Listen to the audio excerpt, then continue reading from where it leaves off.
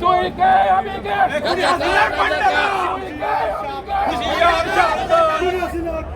কে বলেছে কে বলেছে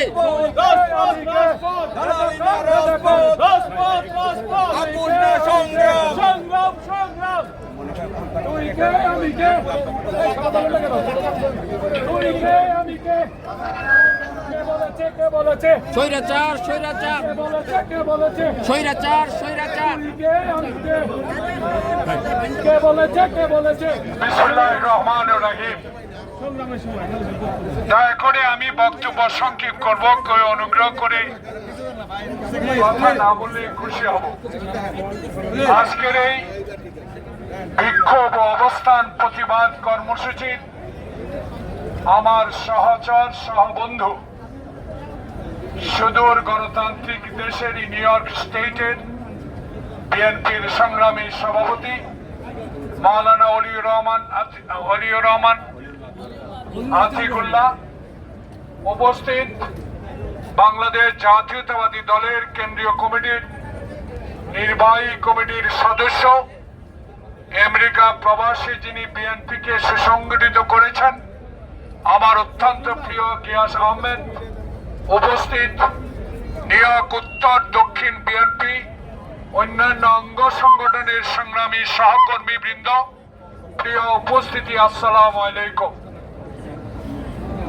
সংক্ষেপ পরিসর অত্যন্ত ছোট, কিন্তু আপনাদের ব্যানারে যেই শব্দটা লেখা আছে, বাংলাদেশে চলছে স্বৈরাচারী স্বৈরা শাসন, বাংলাদেশে গণতন্ত্রকে যারা গলা টিপে হত্যা করেছে দীর্ঘদিন, যারা কোটার নামে আওয়ামী ক্যাডারকে 16 বছর ধরে চাকরি দিয়েছে, যারা মুক্তিযোদ্ধা না তাদের মুক্তিযোদ্ধার কোটায় ক্যাডার ছাত্রলীগদের যুবলীগদেরকে চাকরি দিয়ে বাংলাদেশকে একটি নিজের শাসন চালিয়ে যাওয়ার জন্য একটি রাষ্ট্রের পরিকল্পনা করছিল, তখন এই বাংলাদেশের ছাত্র সমাজ কোটা বিরোধী আন্দোলন করে যখন রাস্তায়, তখন এই ভারতীয় আগ্রাসনের বন্ধু শেখ হাসিনা বাংলাদেশের এই নিরীহ ছাত্রীদের উপর ঝাঁপিয়ে পড়ে ইতিমধ্যে শত শত নিরীহ ছাত্রীদেরকে হত্যা করেছে। প্রিয় ভাইয়েরা, আজকে তাই আমরা দাঁড়িয়ে যে মাতৃভূমির জন্য 1971 সালে আমরা দেশ স্বাধীন করেছি, পিন্ডির শাসন ভেঙে দিল্লির শাসন গ্রহণ করার জন্য নয়। সেই শেখ হাসিনা সরকার যখন ফেলানির লাশ হত্যা করে তার কাঁটায় ঝুলিয়ে রাখে, যখন সীমান্তে পাখির মতো গুলি করে, যখন বাংলাদেশের মানুষ গণতন্ত্রের জন্য রাস্তায় লড়াই করে, তখনই লেলিয়ে দেওয়া হয় হিন্দুস্তানের এই সহযোগী সরকারের পুলিশ বাহিনীকে। প্রিয় ভাইয়েরা, বক্তব্য দীর্ঘায়িত করব না। চিকিৎসার জন্য এসে এখানে আজকে আপনাদের আন্তরিকতা, আপনাদের যেই বাংলাদেশের বিএনপি সহ সকল রাজনৈতিক দলের এই আন্দোলনকে সমর্থন জন্য আজকে বিশ্বের সর্বশ্রেষ্ঠ গণতান্ত্রিক দেশে এই জ্যাকসন হাইটে দাঁড়িয়ে আপনারা শেখ হাসিনার বিরুদ্ধে কথা বলেছেন। আল্লাহ পাকের কাছে আসার নামাজের আগে দোয়া করতে চাই আপনাদের জন্য। আপনারা শুধু দোয়াই করে যান, হতাশ হবার কিছু নাই। বাংলাদেশে শেখ হাসিনার পতন খুবই সন্নিকটে এবং অতি সন্নিকটে আন্দোলনে তার পতন হবে। প্রিয় ভাই ও বোনেরা, বাংলাদেশ জাতীয়তাবাদী দল ইতিমধ্যেই কোটা বিরোধী আন্দোলনকে সমর্থন করার পরে প্রতিটা ঘরে ঘরে আজকে বিএনপির নেতা কর্মীদেরকে গ্রেপ্তার করা হচ্ছে।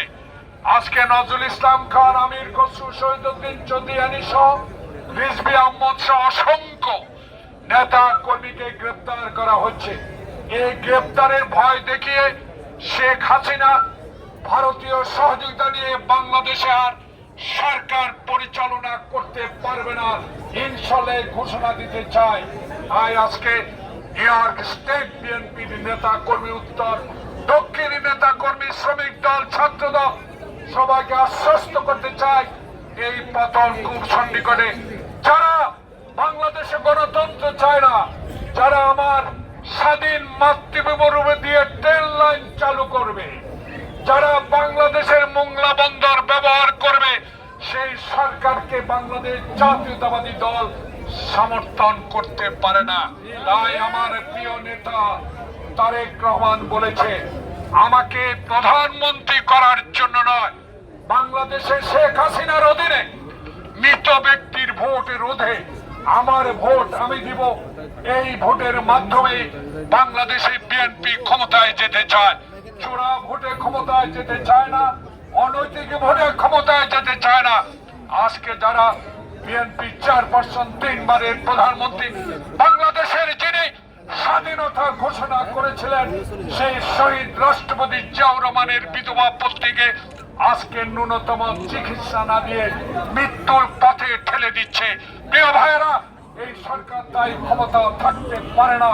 যেই দেশে শহীদ জিয়া আদর্শে রাজনীতি করেছে, যেই দেশে শহীদ জিয়া বিশ্বকে বাংলাদেশকে পরিচিত করেছে, সেই শহীদ জিয়ার বিধবা স্ত্রীকে আজকে মৃত্যুর বেগে ঠেলে দিয়ে বাংলাদেশে আবার একক বাকশাল তৈরি করে ক্ষমতায় থাকতে চায়। বাংলাদেশের জনগণ জেগেছে, আপনারা শুধু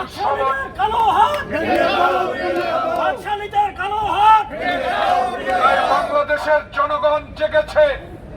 বাংলাদেশে শেখ হাসিনা আর এই গণতন্ত্রের নামে অগণতান্ত্রিক ব্যবস্থা দিয়ে বাংলাদেশে আর ক্ষমতায় থাকতে পারবে না। বাংলাদেশ জাতীয়তাবাদী দলের বিজ্ঞ মহাসচিব ইতিমধ্যেই বলে দিয়েছে, ডান বাম আর নয়, আর দলের পরিচিত নয়। যারা বাংলাদেশকে ভালোবাসেন, সবুজ পতাকাকে ভালোবাসেন, যারা আজ আমার এই সবুজ পতাকে লালে লাল রঙিয়ে দিয়েছে, গুলি করে নিরীহ লোককে হত্যা করেছে, সেই সরকার আর ক্ষমতা থাকার অধিকারে নাই। আপনারাও জেগেছেন, বাংলাদেশের মানুষও জেগেছে। কারফিউ দিয়ে, পুলিশ দিয়ে বাংলাদেশে আর ক্ষমতায় থাকতে পারবেন না। তাই আগামী 31শে জুলাই নাগরিকদের নামে যে জাতিসংঘের সামনে বিক্ষোভ হবে, সেই বিক্ষোভে আপনারা সমবেত হবেন। ইনশাআল্লাহ সবাই একসাথে বাংলাদেশে যাব, বোয়িং বিমান ভাড়া করে ইনশাআল্লাহ এয়ারপোর্টে যাব। সময় খুব কাছে, তাই হতাশ হবেন না। আপনাদেরকে অনুরোধ জানাবো, আসুন আপনারা কষ্টার্জিত পয়সা পাঠাবেন, আর সেই পয়সা দিয়ে ব্যাংককে বাড়ি করবে, কানাডায় বেগম পাড়া করবে, সেটা হতে আর দিবেন না। আপনাদেরকে অনুরোধ করব, আসুন বাংলাদেশ জাতীয়তাবাদী দলের ভারপ্রাপ্ত চেয়ারম্যান তারেক রহমানের বিরুদ্ধে মিথ্যা মামলা দিয়ে 10,000 মাইল দূরে রেখেছেন। প্রতি মুহূর্তে